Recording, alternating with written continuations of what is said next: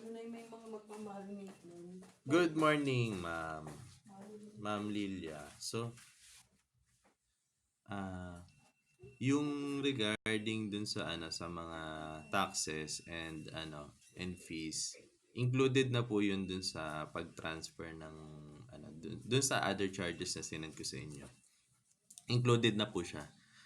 So wala na po tayong babayaran sa pagta-transfer ng mga tax, ng mga fees, yung mga papers, especially yung mga titles sa inyo kasi kasama na po yun doon sa transfer fees, documentary stamps, mga ganun.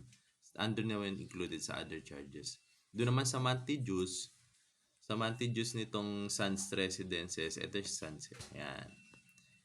Si monthly dues naman po, depends po yon dun sa bago po ma-turn over yung property. Kasi de-declare po nila kung magkano yung monthly dues nung isang property per square meter para po dun sa maintenance ng buong building. And syempre, sa umpisa po, ang magde-declare po muna niyan is yung developer kasi nga wala pa siyang association eh. Kapag naitayo na po yan at meron na pong na-turn over na almost yung mga property sa association niya, sa tawag dito, dun, nagkaroon na ng homeowner association, mga sample, mga ganon. Dun po, yung mga client or mga homeowner na po, yung mga unit owner at homeowner na rin po, ang mag-uusap kung magkano po yung fees dun sa monthly dues. Okay, ma'am. So, ayan.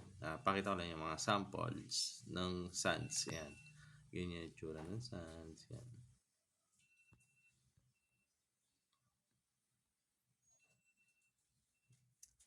Yung unit. Ito yung studio. Ayan.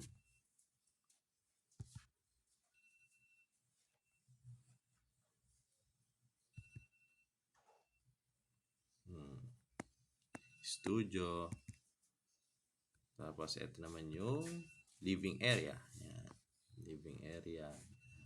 Maraming mga properties na na halos same cuts kasi yung mga units ng mga SMDC. Dito, may mga naggawa na kami ng mga full interior furnishing kami ng mga ganito. Halos yung design nito. Mamaya sisend ko sa iyo yung mga sample ng mga gawa namin ng mga kasi nag-interior din kami bukod dun sa pag-avail ng property, ng pag-a-assist ng property. May nag-interior din kami. Tapos nagpapa-rent din kami ng properties, mga Airbnbs, super hosting, ganyan.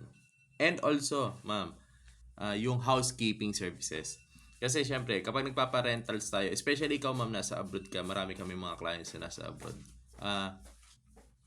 Ang worries nila, syempre, yung papapaupa naman kasi through online naman yung upa. Yun nga lang, paano yung mga housekeeping after ng one day na rental? Kasi mas malaki kita ang possible income natin sa rental ng one day per day kasi almost 3,000 to 3,500 per day dito sa Rojas Boulevard or dun sa MOA and Makati. So, ganon. 3,000 to 3,500. So, 3,000 times mo ng 30 days, 90,000. Possible income, 3,500. Siyempre, sobra. I-estimate na natin sa 3,000. So, ngayon, kapag mapaparentahan natin to ng long term, siyempre, ang rentals nasa 40K. Yan, 40K. Tapos, hindi pa natin magagamit yung unit. Dito, kasama na rin sa amin yung housekeeping services. Yan. Tapos, para walang mag-worry. So, eto ma'am. So, sana hoping nasagot ko yung nyo. Message lang kayo ulit. Okay? Kung anong question nyo. Bye-bye.